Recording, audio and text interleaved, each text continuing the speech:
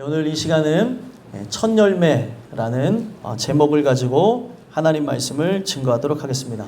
저와 여러분이 야고보서의 말씀을 함께 읽었는데, 이 야고보서는 로마서가 쓰여지고 난 뒤 5년 뒤쯤에 쓰여진 책으로서 이신칭의의 그 말씀을 들은 로마 지역에 흩어져 살았던 그 유대인 그리스도인들을 향하여서, 또 이방인 그리스도인들을 향하여서 그들이 진짜 믿음으로 의롭게 되어졌는가, 그들의 모습을 돌아보라는 차원에서 쓴 책이 바로 야고보서라고 보시면 되겠습니다. 그래서 야고보서와 로마서는 같은 이야기를 하고 있는 것인데, 로마서는 바로 그들의 근원을 통하여서 행동을 바라보는, 말과 행동을 바라보는 그런 부분이 쓰여졌다고 하는 책으로 로마서가 분류가 됐다고 한다면, 야고보서는 반대로 행동을 통해 근원을 돌아보자라고 하는 차원에서 쓰여졌다는 겁니다. 왜 근원을 돌아보자는 차원으로 쓰여졌냐면, 말씀을 받았잖아요. 그들이 말씀을 들음으로 믿음이 생겨났다고 하는데, 그 믿음이 생겨난 그들의 삶의 말과 행동이 시간이 지났는데도 불구하고 세속화되어져 있고, 시간이 지난데도 불구하고 세상을 닮았다고 한다면, 그들의 근원에 은혜의 씨앗이 심겨졌는가 돌아보라는 겁니다. 여러분들과 제가 이 말씀을 이제 토대로 해서 하나하나 살펴볼 건데, 제가 이 서두를 이렇게 열는 차원에서 이 배경에 대한 부분을 설명해 드릴 때 한 5분 정도, 5분에서 10분 정도 말씀을 드리는데, 요거를 들어야 뒷내용이 뭔 내용인 줄 알아요. 제가 왜 배경을 설명해 주냐면, 이런 내용을 토대로 해서 오늘 나에게 이런 말씀을 주시고자 함이라는 걸 비춰주기 위함이라는 거죠. 그래서 그때 당시에도 이 배경을 주셔서, 이 배경을 토대로 해서 하나님이 이런 의도를 갖고 썼는데, 오늘날 우리에게도 하나님이 이런 의도로 말씀하신다라고 하는 거예요. 요 내용을 잘 기억하셔서, 하나님이 진짜 나의 삶에 내 말과 행동을 통해서 나는 진짜 믿음으로 사람이 의롭게 되는 거거든요. 하나님 말씀을 들음으로 믿음으로 의로워지는 거예요. 믿음으로 천국 가는 겁니다. 그런데 행함으로 가는 게 아니라는 거죠. 근데 중심이 뭐냐면, 중심이 내 심령 속에 하나님의 그 씨가 있느냐, 그 씨앗은 하나님이 심으신 것이고, 그가 농부된 자로서 우리의 삶에 이 믿음의 씨를 자라나게 하셔서 열매 맺게 하신다는 거예요. 그러면 오늘 우리의 살아가는 삶 속에 이런 부분을 돌아보지 않으면 의미가 없다는 겁니다. 그래서 오늘 이 내용 통해서 여러분들과 제가 말씀을 하나하나 들어보며 점검해 볼 것은, 내 삶의 말과 행동이, 나의 삶의 모습 자체가 예수님을 닮지 않았다면, 닮으려고 노력하는 게 아니라 닮아질 수밖에 없는 거예요. 영적 DNA가 마귀가 아니라 영적 DNA가 하나님의 아들 예수 그리스도예요. DNA는 어떻게 할 수가 없어요. 앉는 폼까지, 말하는 행동까지 부모를 닮는 자녀들의 모습을 봅니다. 닮으려고 닮았을까요? 이게 이쁠 때는 아이고 아버지 닮아서 똑똑하다고 이런 얘기하는데, 미울 때는 아이고 앉아있는 것 같이 지 아버지랑 똑같다고 이런 얘기를 하는 분들이 있는데, 여러분들, 우리가 세상에 관한 얘기를 하는 게 아니라 제일 중요한 게, 우리가 영적 아버지인 그 하나님의 은혜를 통해서 그 예수 그리스도의 그 고귀한 은혜의 씨가 나에게 있다면 예수님을 닮을 수밖에 없다는 거예요. 오늘 이 내용을 통해서 하나하나 돌아보면서 살펴봤으면 좋겠어요. 그래서 이 로마 전 지역에 흩어져 있는 그리스도인들 향해서, 너희들이 진짜 그 은혜에 대한 말씀을 들었다고 한다면 어떻게 세속화되어질 수 있고, 너희 안에 진짜 은혜의 씨앗이 있다고 한다면 가난한 사람들을 차별할 수 있으며, 너희들이 바른 말을 하지 아니하고 바른 행동을 하지 않는 그런 모습들이 어떻게 일어날 수 있냐. 고로 너희들은 진짜 이신칭의 믿음으로 의롭게 되어지는 하나님의 은혜 역사가 없다. 라고 하는 차원에서 쓰여진 것이 바로 야고보서라는 겁니다. 그런 내용 아래 오늘 본문을 보시면은 오늘 본문 바로 첫 열매에 대해서 이야기를 하는데 이 첫 열매도 마찬가지입니다. 첫 열매라고 하는 것은 어떤 거냐면 예수 그리스도가 잠자는 자들의 첫 열매가 되셨다고 얘기해요. 그래서 사람들이 생각할 때 우리가 바로 두 번째 열매, 세 번째 열매가 되어지는 줄 아는데 성경은 딱 첫 열매밖에 없습니다. 왜 그러냐면 시공간을 초월해서 예수 그리스도의 죽으심과 부활하심에 함께 참여하게 되어지는 거예요. 그래서 여러분들과 제가 첫 열매가 되어져야지만 이 첫 열매가 갖는 의미가 뭐냐면 저 영원한 천국에 들어가는 것, 바로 부활의 영광을 취하는 것으로 저 천국에 들어가는 의미를 갖고 있다는 겁니다. 여러분들과 제가 이 말씀을 통해서 한 가지 살펴볼 것은 바로 내가 이 첫 열매가 되어진 예수 그리스도의 그 죽으심과 부활하심에 함께 참여하게 되어지면서 나에게 이런 은혜가 일어났는가, 나에게 변화가 있는가 한번 살펴봤으면 좋겠어요. 우리의 삶 속에 신앙생활을 오래 했을지라도 예수 그리스도의 죽으심과 부활하심에 참여하게 되어진 은혜가 없다면, 새로워지는 역사가 없다면 우리는 살았으나 죽은 존재고 아직까지도 하나님을 만나지 못한 존재라는 겁니다. 오늘 이 내용을 통해서 나는 이 근원에 은혜의 씨앗이 심겨졌는가? 은혜의 씨앗이 심겨졌다면 반드시 삶으로 열매를 맺을 것이라는 거예요. 여러분들을 한번 점검해 보시면서 나는 어떤 은혜가 있는가? 내 근원에 어떤 모습이 있는가 살펴보면서 나가시는 은혜가 있게 되기를 간절히 소망합니다. 이 첫 열매라는 말씀을 통해서 여러분들에게 한 가지 말씀을 증거하기를 원하는데, 첫 번째로 첫 열매가 되게 하시려고 하나님이 우리를 시험하신다라는 것을 가르쳐 주신다는 거예요. 뭐라고요? 첫 열매가 되게 하시려고 하나님이 우리를 시험하신다는 거예요. 자, 본문을 들어가서 보게 되면 시험에 관한 의미가 두 가지 의미로 나눠지는 걸 볼 수 있어요. 사실 그 단어는 원어의 단어는 똑같습니다. 근데 똑같은데 이 시험이라고 하는 단어 속에 여러 의미가 있는 거죠. 우리도 이 시험이라고 하는 이 단어를 쓸 때 이 두 가지 의미로 나눠지죠. 사람을 테스트하는 그런 차원에서 시험이라고 하는 이 단어도 쓸 수 있고, 또 사람을 유혹하는 측면에서 시험이라는 단어를 쓸 수 있다는 거예요. 그래서 우리가 이 내용 속에서 분류해서 봐야 되는 것은 하나님은 바로 저와 여러분들을 절대로 유혹하지 않는 분이다라는 것을 가르쳐주고 계시다는 거예요. 유혹은 누가 하는 걸까요? 마귀에게 잘 어울리는 단어죠.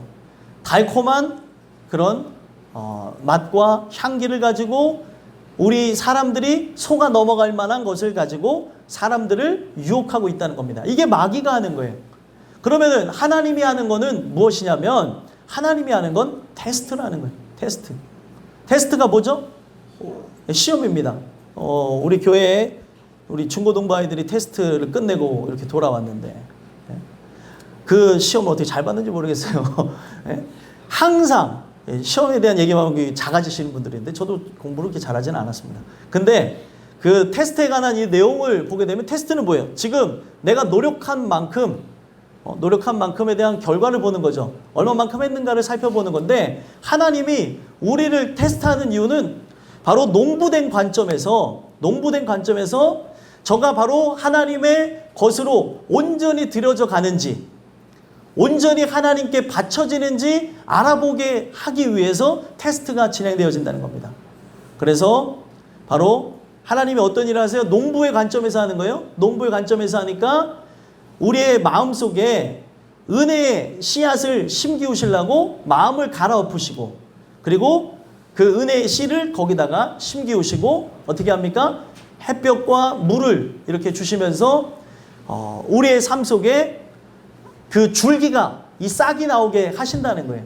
근데 여러분들 이 식물의 과정을 보게 되면 식물이 이 땅을 뚫고 싹으로 나오게 되어질 때 여러분 얼마나 에너지가 쓰여질 것 같겠습니까? 엄청난 에너지가 쓰여집니다.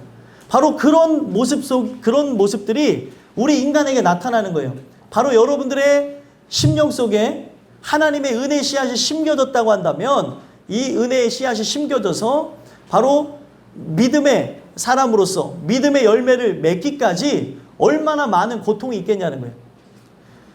바로 땅을 뚫고 나오는 그 싹과 같이 우리가 하나님의 사람으로 이 세상에 살아갈 때 이 싹이 나오기까지의 고통이 반드시 따를 거라는 거고, 싹이 나왔습니다. 이 싹이 자라나서 꽃이 피고 열매를 맺을 때까지 어떤 일이 일어날까요? 비바람을 맞고 강렬한 태양을 맞으면서 이게 나무라고 한다면 큰 장성한 나무로 자라나게 될 것이고, 또 만약에 뭐 작은 식물이라고 한다 할지라도 이 자라나는 데까지 비바람을 맞으면서 또 눈보라를 맞으면서 강렬한 태양을 맞으면서 자라나게 된다는 겁니다. 이게 바로 오늘 여러분들과 저의 영적인 부분도 동일하게 이루어지고 있다는 거예요.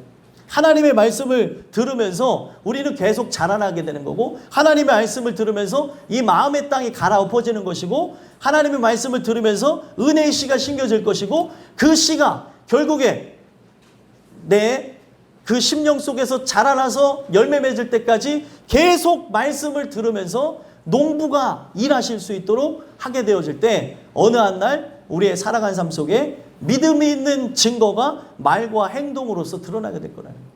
그래서 여러분들과 저는 하나님은 오늘도 우리의 살아가는 삶 속에 이런 테스트를 진행하고 있다는 거예요. 씨가 잘 심겨졌는가?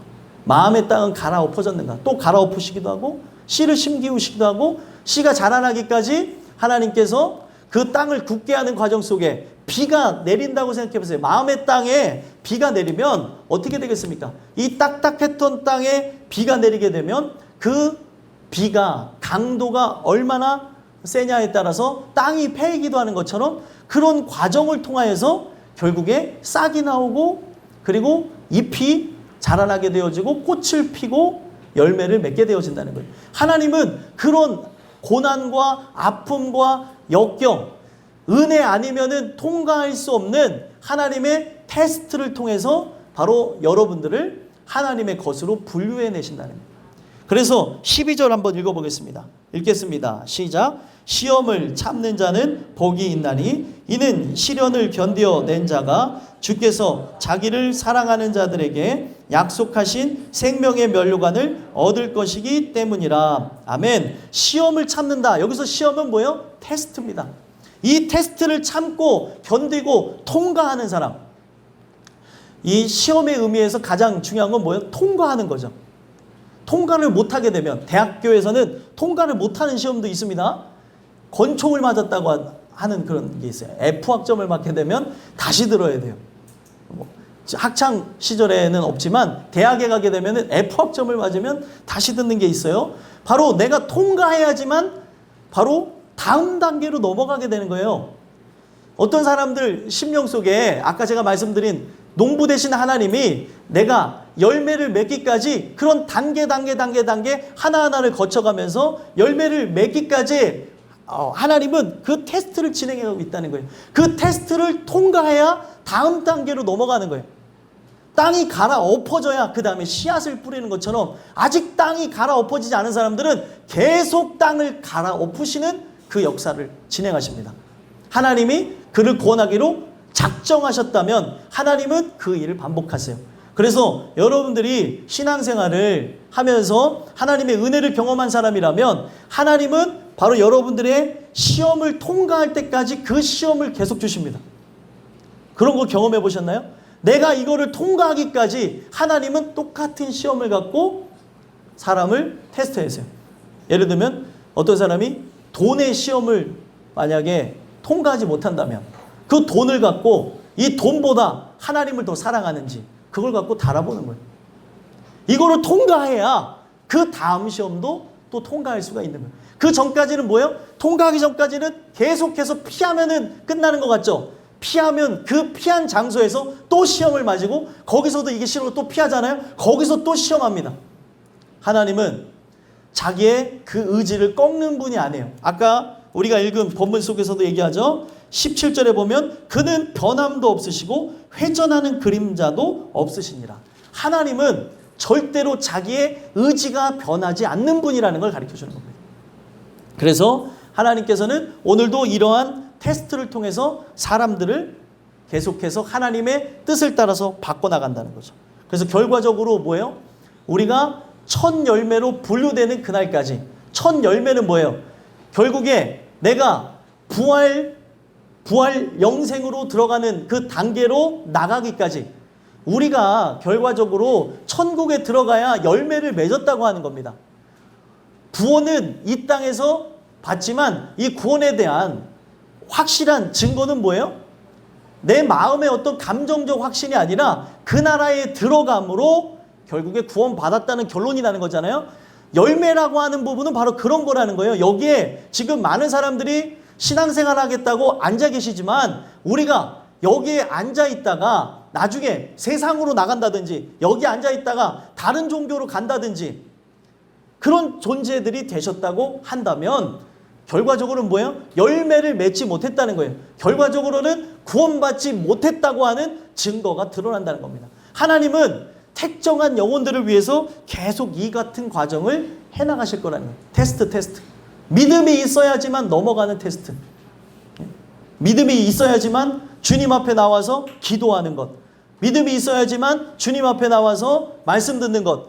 믿음이 있어야지만 주님 앞에 나를 드릴 수 있는 것. 계속해서 이 과정 하나하나를 통해서 결국에 하나님이 그 은혜를 준 자로 첫 열매라고 하는 아름다운 결과가 드러나기까지 하나님은 끝까지 하신다는 거예요. 그래서 여기서 말하는 첫 열매가 또 다른 단어로 분류되어져 있는 게 12절이 생명의 면류관이라고 얘기하는 거예요.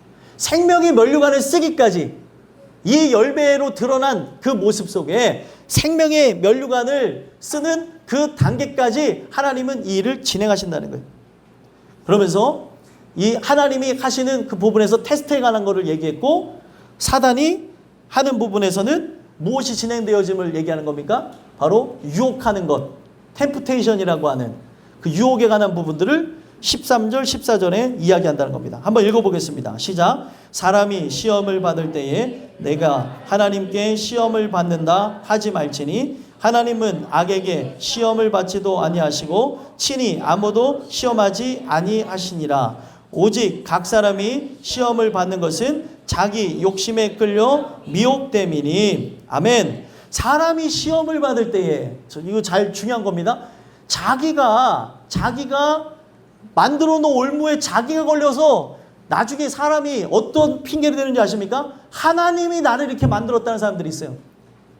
자기가 불순종하면서 나감으로 하나님이 징계를 주시기도 하고 돌아오라고 하나님이 그 사인을 주시면서 많은 고통과 아픔을 겪게 되는 그런 때가 있는데 그런 걸 겪을 때 회개하면 되는 건데 회개하고 하나님 내가 항복합니다. 잘못했습니다. 용서해 주십시오 하면 되는데 은혜가 없다 보니까 또 그 사람이 하나님의 예정하심을 입어서 구원할 백성이 아니다 보니까 하나님을 저주하는 사람들이 있다는 거예요.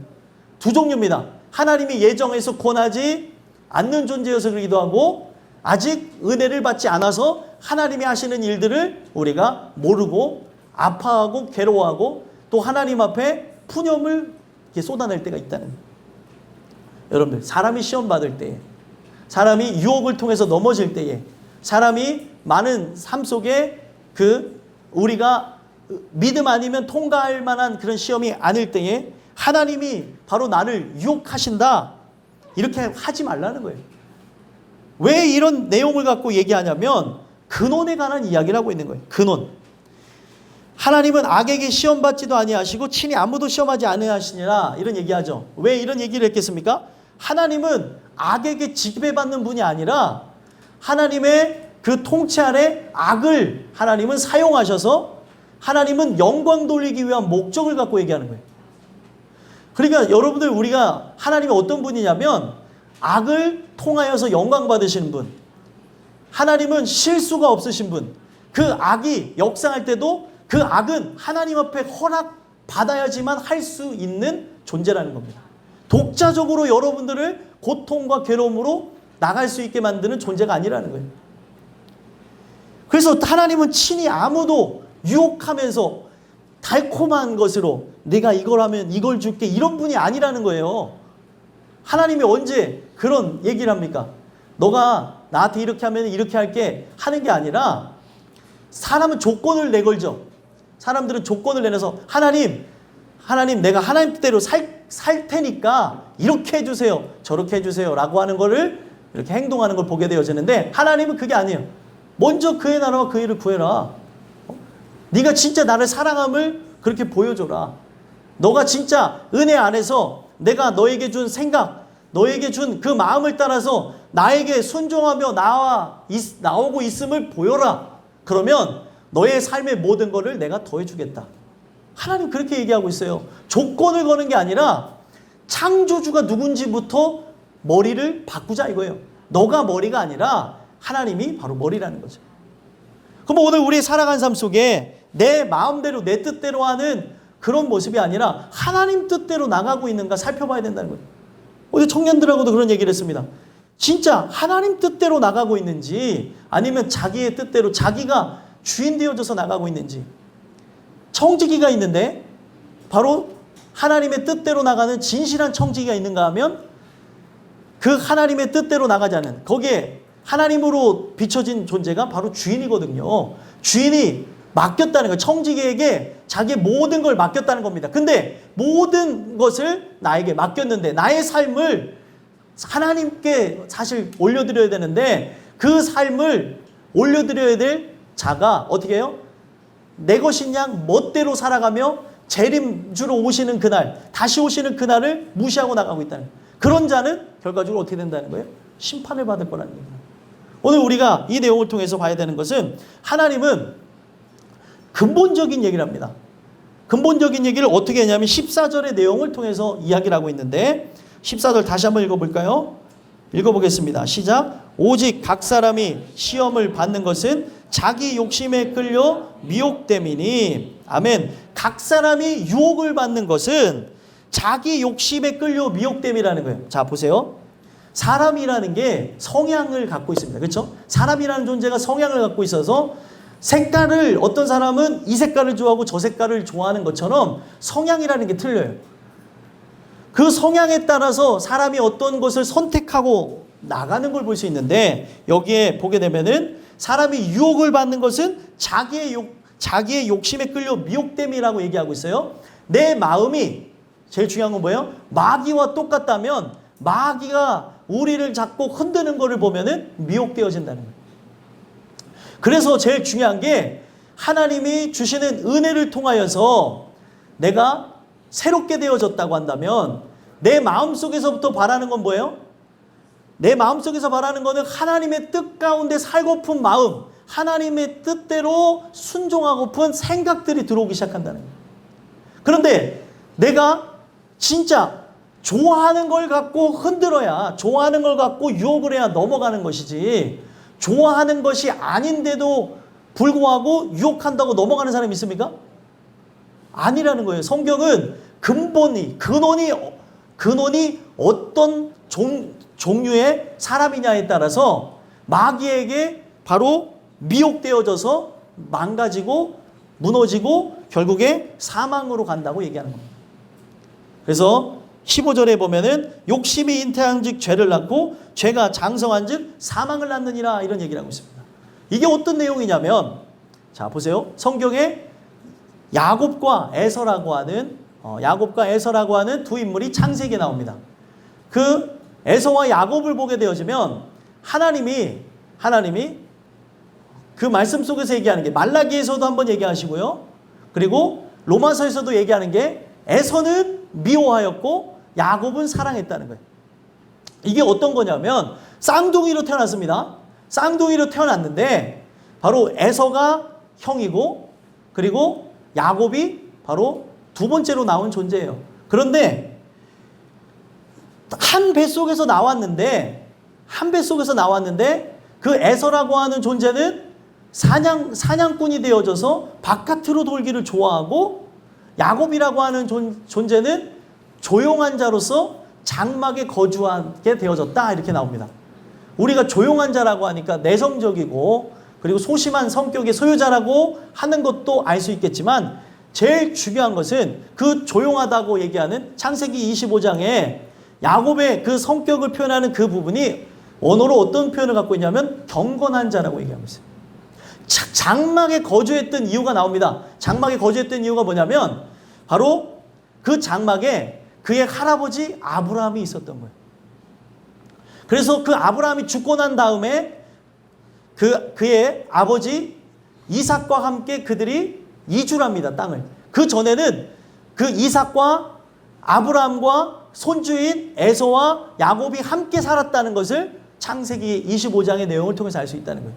그런데 그가 장막에 거주한 이유가 뭐예요? 장막에는 그의 할아버지가 있었습니다. 그 할아버지가 죽기 직전까지 이 날수를 계산해 보니까 야곱하고 한 15년 정도를 같이 지냈어요. 15년 동안 뭘 들었겠습니까? 하나님의 말씀을 들은 거예요. 장막에 있기를 좋아한 이유는 딱 하나입니다. 할아버지 입에서부터 나오는 그 말씀을 듣기를 좋아했던 거예요. 자, 이게 되게 신기한 건데 왜 야곱은 그 말씀을 좋아하게 됐을까요? 또 반면에 에서는 그 말씀에 대한 것을 좋아한다는 표현 없이 바깥으로 사냥하기를 좋아했다는 얘기가 있을까요? 이게 바로 하나님의 바로 예정하심을 통해서 이뤄나가시는 하나님의 주권이라는 거예요. 그래서 여러분들 보면 우리가 지금 여기서 설교를 듣지만 하나님 말씀에 빠져들어가는 사람이 있어요. 하나님 말씀을 사모한 사람이 있습니다. 이 사람은 늦게 들어왔을지라도 반드시 성장합니다. 이 사람은 늦게 왔을지라도 믿음이 세워져서 진정한 하나님의 사람이 될 거예요. 그런데 교회를 아무리 오래 다녔을지라도 내 성향이 하나님 말씀을 사랑하지 않는다면 몇십 년 신앙생활 했을지라도 신앙에 진보되어진 모습이 하나도 없습니다. 오늘도 세상과 버타며 살아가고 세상에 썩어질 그 것들을 사랑하며 살아갈 수밖에 없다는 거예요. 이게 왜 그러냐면 성경에 하나님의 주권이라고 얘기하고 있어요. 이걸 들으면서 여러분들이 어떤 생각을 했냐면 왜 나는 이 말씀을 사랑하지 않는가? 나는 왜 이 말씀을 오늘도 생명처럼 여기지 않는가? 내 마음을, 내 생각을 꿰뚫어 볼 수 있는 여러분들 자신을 보면서 한탄하셔야 돼요. 하나님, 날 좀 도와주세요. 누구는 이렇게 말씀을 사랑하는데 왜 나는 말씀을 사랑하지 않나요? 오늘도 왜 세상 것이 이렇게 좋나요? 오늘도 이렇게 썩어질 것을 죽으면 끝나는 건데 이 더러운 것들을 오늘도 이렇게 사랑하며 나가고 있다. 왜 그런가 하고 봤더니 하나님이 야곱을 사랑해서 야곱의 마음속에 말씀에 대한 사모함, 말씀에 대한 그 사랑함, 그 생각을 계속 불어넣기 때문에 할아버지 곁에서 말씀을 들으면서 자기가 차자로 태어났지만 혈통, 육정으로는 그가 복을 계승할 수 있는 자가 아니지만 하나님, 내가 이것을 받을 수 없는 존재지만 하나님, 나에게 은혜를 주시옵소서 하면서 늘 침노하며 사는 존재가 야곱이라는 존재인 겁니다. 그래서 야곱의 이름을 이스라엘로 바꾼 이유가 이스라엘이라는 뜻이 하나님과 겨로 싸워 이긴 자라는 거예요. 하나님과 겨로 싸워 이겼다는 게 뭐예요? 저 사람은 복을 받을 수 없는 존재인데 정말로 복받길 소망하며 죄인의 심정에서 이제는 아무것도 할 수 없는 심정에서 하나님만을 바라봤기 때문에 바로 그에게 복을 줬다라고 하는 차원에서 야곱의 이름을 이스라엘로 바꿔줬다는 거예요. 그러면 오늘날도 마찬가지입니다. 하나님만이 복 줄 수 있는 분이에요. 하나님만이 나를 바꿀 수 있는 분입니다. 내 살아가는 그 삶 속에 하나님 주시는 은혜만이 이 모든 것을 진행할 수가 있기 때문에 결국에 어떻게 하는 거예요? 하나님, 날 좀 도와주세요. 내가 불행하게 자라났고 내 삶의 배경 지식은 이렇고 내 성격도 이렇고 그렇지만 하나님은 혈통, 육정, 사람의 뜻으로 나는 것이 아니야. 하나님께로서 난 자라라고 말씀하신 것처럼 하나님께로서 새로 태어나서 하나님이 주시는 은혜를 따라 살아가게 하실 자를 만든다고 하지 않았습니까? 주님, 내가 그러던 변화가 일어날 수 있게 해주세요. 그런 사모함, 바로 그런 간구를 오늘도 하나님께서는 바라신다는 거예요. 근데 이런 일이 누구에게 일어나냐면 하나님이 택한 사람에게만 일어난다는 거예요.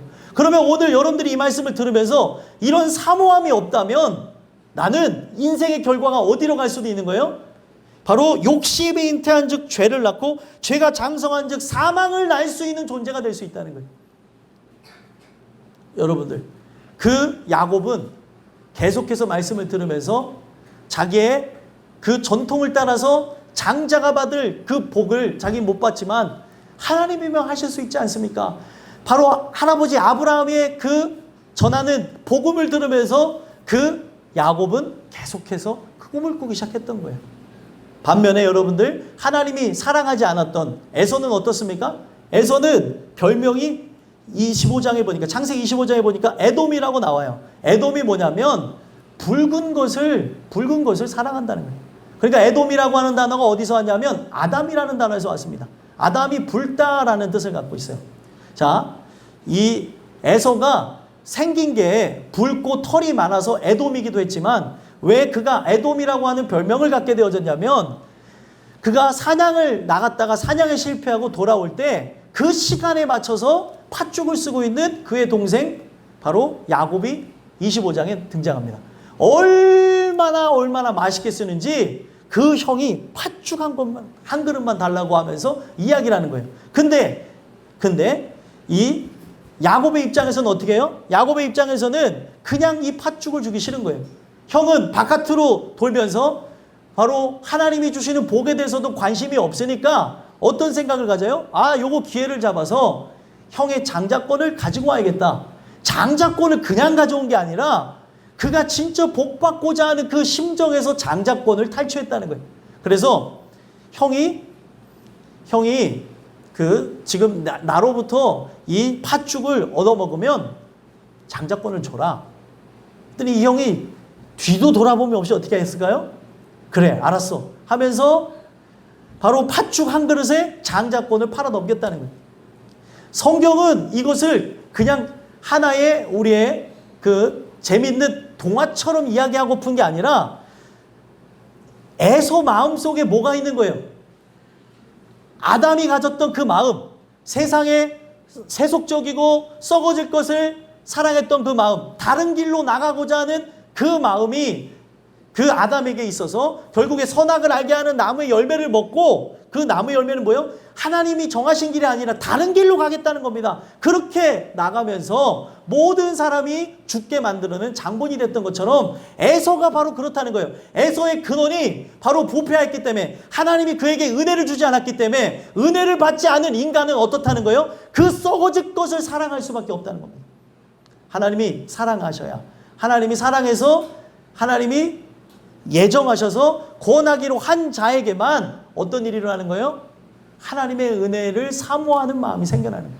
그런 게 없다 보니까 어떻게 됐어요? 에서는 그 썩어질 거를 사랑해서 장자권이 갖고 있는 그 귀중성을 알지 못하고 팥죽 한 그릇에 팔아버렸다는 겁니다. 성경에 이 내용이 그렇게 아이들에게도 중요하고 어른들에게도 중요하게끔 창세기부터 딱 등장하는 거는, 오늘 내 근원이 뭐를 사랑하냐는 거예요.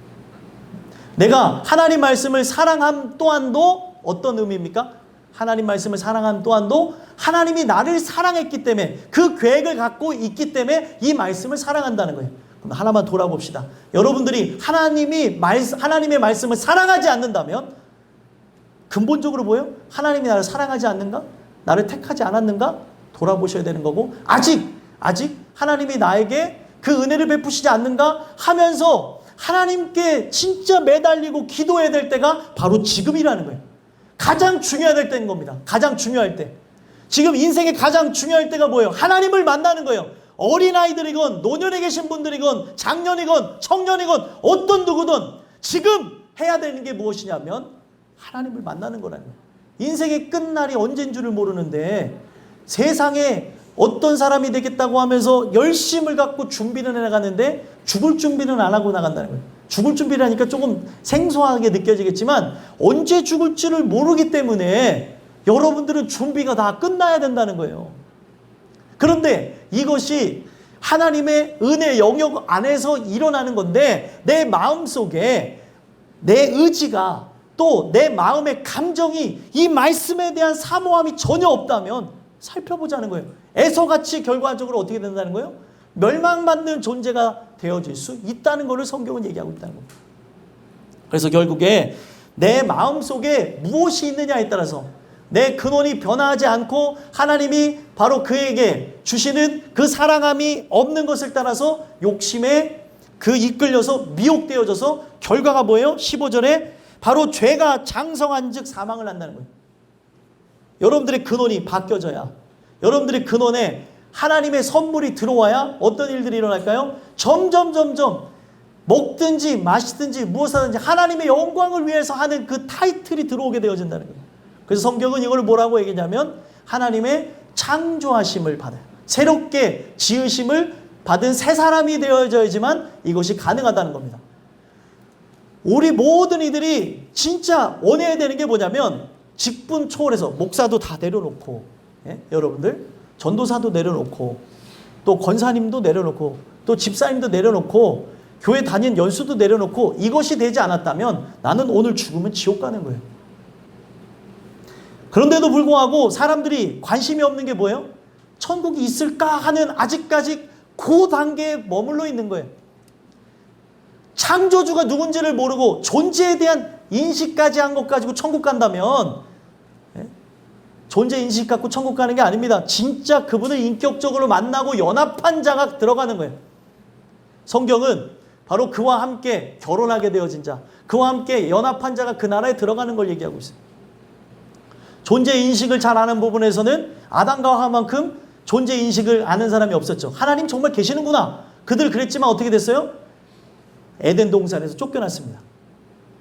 그래서 그들이 이렇게 하나님의 뜻을 거역하게 되어지면 이와 같은 길을 걸어가게 되어진다는 걸 알면서 아담의 입을 통해서부터 복음이 증거되게 되어졌던 것이죠. 오늘날도 마찬가지예요. 여러분들과 제가 하나님 계셔, 하나님이 계시지라고 하는 이 수준 갖고는 천국 가는 게 아니에요. 그분과 함께 인격적으로 만나서 동행하는 자가 천국 가는 겁니다. 여러분들이 동행하는 자인지 한번 살펴보라는 거예요. 그래서 성경은 우리 모든 이들이 사실 아까 권사님들이 이런 기도를 하셨지만 다 부패한 본성을 따라서 나가는, 다 썩어질 존재를 갖고 나가는 존재인데 택정한 영혼에게 어떤 일이 일어나는 거예요? 이 본성이 바뀌어지는 새로운 창조가 진행되어진다는 겁니다. 그래서 이것을 성경은 뭐라고 얘기하냐면 16, 17 한번 읽어볼까요? 읽어보겠습니다. 시작. 내 사랑하는 형제들아 속지 말라. 온갖 좋은 은사와 온전한 선물이 다 위로부터 빛들의 아버지께로부터 내려오나니 그는 변함도 없으시고 회전하는 그림자도 없으시니라. 아멘. 하나님이 은사를 준다는 거예요. 이 은사라고 하는 단어와 선물이라는 단어 다 같은 어떤 의미를 갖고 있냐면 선물의 의미를 갖고 있어요. 하나님이 선물을 준대요. 하나님이 사랑하는 자에게. 여러분들 사랑하는 자에게 선물 주죠? 사랑하지 않는 자에게 선물을 주진 않잖아요. 그렇죠? 성경에서 이런 부분이 아주 명확하게 나옵니다. 사랑하는 자에게, 특정한 영혼에게만 하나님이 주실 수 있는, 하나님만 주실 수 있는 선물을 주는데 이게 뭐냐면 은혜라는 거예요. 여러분들 은혜를 받아야 천국 갑니다. 은혜로 인하여 너희가 믿음으로 말미암아 구원을 얻어내는 이것은 너에게서 난 것이 아니요 하나님의 선물이라. 이 선물 줄 수 있는 하나님께 간구해야, 긍휼을 구해야 하나님이 그 믿음이라는 선물을 주셔야 천국 갈 거 아니에요. 믿음이 요즘 젊은이들이 얘기하는 측면에서 1도 없는데 어떻게 천국 갑니까? 믿음이 뭐예요? 믿음은 하나님을 전적으로 의지하는 거예요. 근데 이런 일 있고 저런 일 있고 요게 바쁘고 저런 일 있고 요런 스케줄이 있으면 싹 바뀌어요. 항상 여러분들 기억해야 되는 게 뭐냐면 태초 전에 여러분들이 예배해야 될 스케줄이 먼저 잡혀 있었습니다. 그걸 기억해야 돼요. 태초 이후에 잡은 스케줄이 여러분들의 스케줄이에요. 근데 스케줄을 이렇게 많이 잡아가면서 이 예배만이 우리가 하나님이 주시는 은혜를 통해 새롭게 되어질 수 있는 유일한 길인데 이렇게 만나고 저렇게 만나고 뭐 한다. 여러분들 이게 마지막 시대에 일어나는 겁니다. 마지막 시대에 어떤 혼인잔치에 들어가야 되는데 왕이 초대했는데 뭐 해야 돼요? 왕이 초대했는데 무엇을 합니까? 내가 바빠서 시집 가고 장가 가고 그리고 밭으로 밭 매러 가고 또 소를 사서 시험해 봐야 된대요. 사업을 하는 것 때문에 못 나온다 그러고 사람을 만나는 것 때문에 다 걸려있으면 여기 안 걸려있는 인간이 누가 있어요? 오늘 우리의 살아가는 삶 속에 속지 말라는 거예요. 여러분들이 진짜 택한 존재라면 마귀를 속입니다. 야, 이렇게 하면 안 되지. 청소년들한테는 공부라는 걸 속이고 청년들한테는 그들이 갖고 있는 꿈을 갖고 속이고 그리고 노년에 있는 분들에게는 그들이 가져야 될 그런 노년의 재테크 이런 것들 갖고 속이고 사람들마다 어린이들한테는 뭐 그 막 휘황찬란한 이런 걸 가지고 다 속입니다. 무엇이 중요한지를 못 알아보게끔 하는 게 사단의 괴락이라는 거예요. 그래서 여러분들 하나님은 변함도 없으시고 회전하는 그림자도 없다고 얘기를 하고 있습니다. 여러분들 오늘 이 말씀을 통해서 하나님이 나에게 선물을 줬는가? 이 선물을 받은 자만 어떤 일이 일어나는 거예요? 바로 이 마음속에서 욕심에 끌려 미혹되어짐으로 욕심이 잉태한 자 죄를 낳고 죄가 장성한 자 사망에 이르르지 않게 되는 거예요. 이 선물을 받아야지만 하나님이 주신 믿음이 있어야지만 바로 하나님이 주시는 은혜를 통해 새로운 존재가 되어야지만 어떤 일이 일어나는 거예요? 결국에 계속 하나님이 주시는 말씀과 그 기도로 거룩해지면서 어떤 결과가 나게 되는 겁니까? 첫 열매가 되게 하신다는 거예요. 첫 열매. 바로 예수 그리스도의 죽으심이 여러분들에게 실제가 되어지고 그가 나를 위해 죽으시는 거에 바로 동참하게 되어지며 하나님 주시는 그 은혜를 통해 예수가 부활하셨던 것처럼 나도 그 예수의 영이 부활할 때 그 부활하게 하셨던 생명의 기운을 따라서 나도 부활하게 되는 거예요. 그래서 결국에 오늘 우리의 살아간 삶 속에 이런 역사들이 없다면 우리 모든 이들이 다 멸망으로 나간다는 겁니다. 여러분들 근원에 관한 문제를 이 야고보서는 하고 있어요. 내 근원이 세상 것을 사랑하는지 아니면 하나님의 진리의 것을 사모하는지 살펴봤으면 좋겠고요. 이것을 사랑한다면 결국에 그냥 감정적인 것만 있는 게 아니라 실제적으로 사랑하면 어떻게 되어집니까? 표현되어지고 행동하는 것처럼 하나님을 사랑하는 이 모든 것들이 여러분들의 살아가는 삶 속에 나타나야 된다는 거예요. 욕심이 잉태해서 사망을 낳는 것처럼 하나님이 여러분들을 사랑한다면 하나님이 여러분들을 새롭게 낳는 역사가 있어야지만 이게 진짜 하나님이 사랑하는 존재라는 거예요. 새롭게 태어나는 것이 없다면, 변화가 없다면, 시간이 지났는데도 열매가 맺혀지지 않는다면 우리는 가짜라고 얘기하는 거예요. 오늘 이 말씀을 통해 여러분들 스스로를 돌아다 보시고 나는 바로 이 첫 열매가 되어질 존재인가? 아니면은 떨어진 열매로서 썩어진 열매로 불에 던져질 존재인가? 살펴보셨으면 좋겠고요. 오늘 이 말씀을 통해 새로워지는 그런 은혜가 있게 되기를 간절히 소망합니다.